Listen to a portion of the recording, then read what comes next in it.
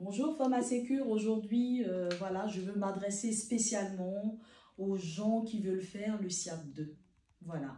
Pourquoi aujourd'hui je veux évoquer des sujets parlant du SIAP2? Parce que le SIAP2, dans l'arrêté du 2 mai 2005, ce qu'il faut savoir, c'est qu'en fait, lorsque vous faites la formation de 10 jours pour être SIAP2, c'est-à-dire chef d'équipe, dans l'arrêté du 2 mai pour la qualification, on va vous demander le jour de l'examen euh, de tirer au sort un sujet qui va prendre 15 minutes pour convaincre le jury.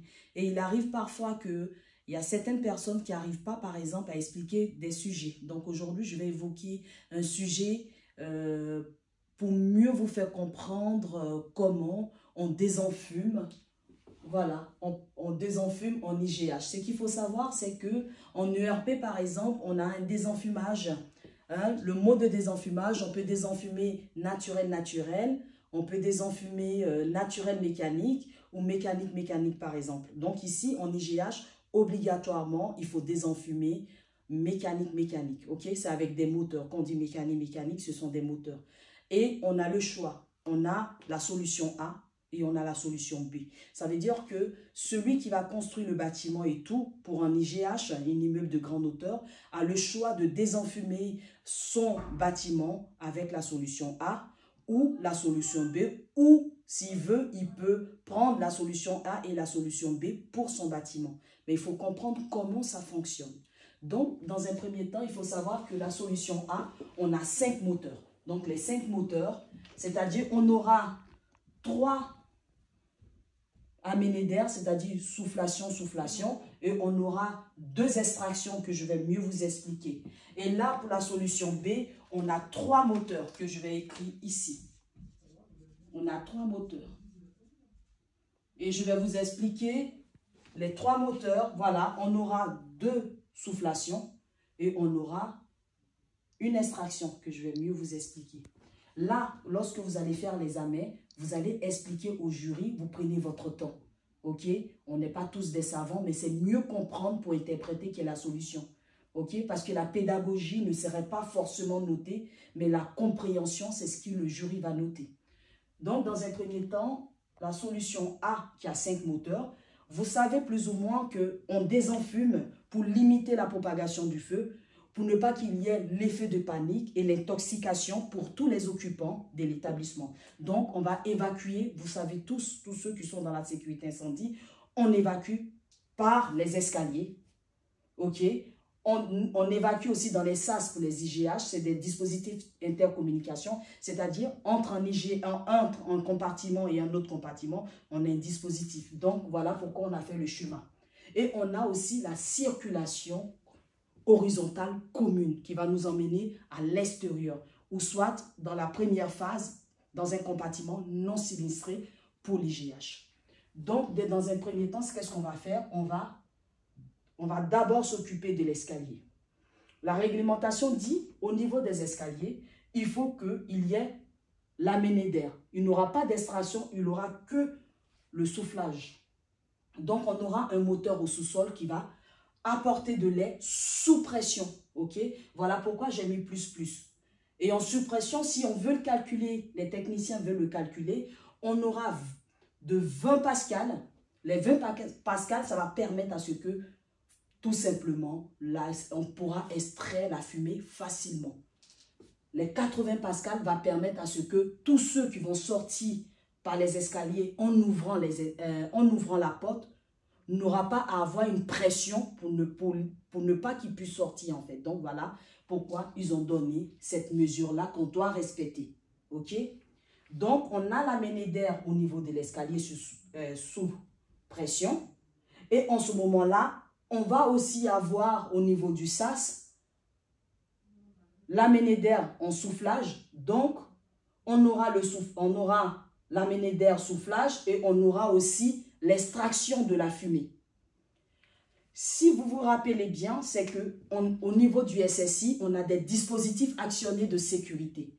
Les dispositifs actionnés de sécurité, on a parlé des exutoires, on a parlé aussi des ouvrants, on a aussi parlé des volets coupe-feu. Donc ce chemin-là, ça parle des volets coupe-feu. Au niveau des volets coupe-feu, on a deux fonctionnalités. On a un qui va souffler à 1 mètre et à 1,80 m, on aura celui qui va extraire. Donc, les deux vont ensemble. Donc, ici, vous voyez que j'ai fermé. Pourquoi? Parce que la position d'attente de votre volet coupe-feu, elle doit être fermée. C'est lorsqu'on aura une détection qu'en ce moment-là, que le volet s'ouvre. Donc, pour le moment, je vous explique là. Donc, on aura à 1 mètre à chaque niveau, vous voyez, un niveau, 2, 3. Donc, le premier niveau, on aura le volet d'amener d'air. Le deuxième à 1,80 m, on aura l'extraction. On aura pareil pour chaque niveau. OK? Et là, ça ne serait plus en suppression, mais ça serait en pression. OK? Pourquoi on fait ça? C'est pour permettre à ce que, en fait, le désenfumage se fait facilement. Après, on va aussi avoir le soufflage, l'amener d'air dans la circulation horizontale commune. Et on aura aussi l'extraction. Pareil comme je vous ai expliqué à 1 mètre pour l'amener d'air et à 1,80 m l'extraction. Donc, si vous regardez bien, on a soufflage, soufflage, extraction, soufflage, extraction. Ça fait les 5 moteurs. 1, 2, 3, 4 et 5. Maintenant, voilà ce qu'il faut savoir, que vous allez expliquer au jury. Nous avons des désenfumages de secours. Les désenfumages de secours, on aura l'exutoire. L'exutoire serait fermé. OK? Et on aura au niveau ici des châssis fixes. Quand on parle de châssis fixes, si vous regardez la réglementation, ne vous inquiétez pas, c'est juste par exemple, on va se dire comme des ouvrants. Les ouvrants, les châssis fixes par exemple, les châssis fixes, ce sont des fenêtres. Donc, dans les différents types d'IGH, il y a en fait des bâtiments qui ont des châssis fixes. En fait, ce sont des fenêtres qui ne s'ouvrent pas. Donc, si les fenêtres ne s'ouvrent pas, obligatoirement, on aura un ouvrant de façade de secours au minimum 4. Voilà pourquoi je l'ai mis ici. Et comment ça se passe? Lorsqu'il va y avoir dysfonctionnement, OK, du dispositif actionné de sécurité pour désenfumer, les pompiers vont vous demander l'ordre de pouvoir actionner au niveau du PC, OK, la commande, soit du tirer-lâcher pour permettre à ce que l'exutoire puisse s'ouvrir pour que la fumée puisse sortir. Ou bien, ça serait les ouvrants, seuls sur ordre des pompiers. Ça, c'est le premier cas. Si vous remarquez ici, la solution B, il y a 3 moteurs. De l'autre côté, on avait 5 moteurs. Et là, on a 3 moteurs. Maintenant, ce qui fait la différence, c'est qu'on aura toujours en suppression, avec les 20 à 80 pascal, on aura le soufflage. Au niveau des escaliers, ici, au niveau des sas, que je vais vous écrire ici. Donc ici, c'est les escaliers. Ici, c'est les dispositifs intercommunication, les sas. Et ici, la circulation.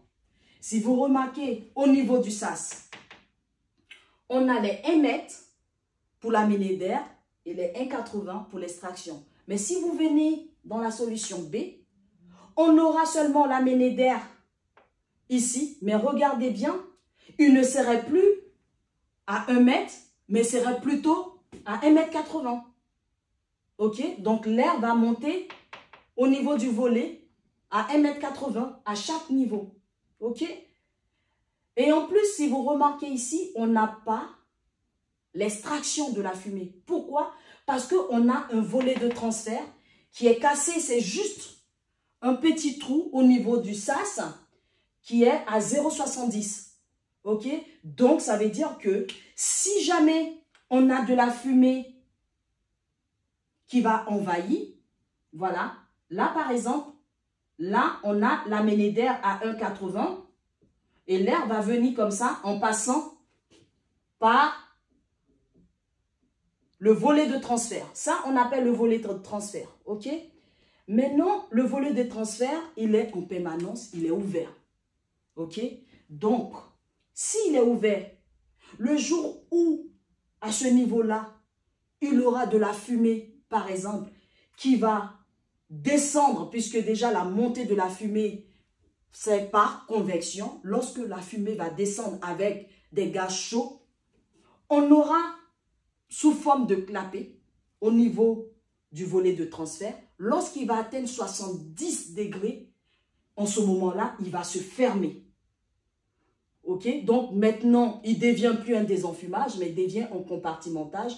Et on aura ce report-là au niveau du SSI qui va nous signaler pour ne pas que, lorsque ça va se fermer, pour ne pas que ça passe par la circulation horizontale. Et au niveau de la circulation horizontale, on va avoir maintenant l'extraction. Et l'extraction, voilà, qui va être toujours à 1,80. On aura toujours le désenfumage de secours, l'exutoire et les ouvrants de façade lorsqu'on n'a pas de fenêtre dans notre IGH.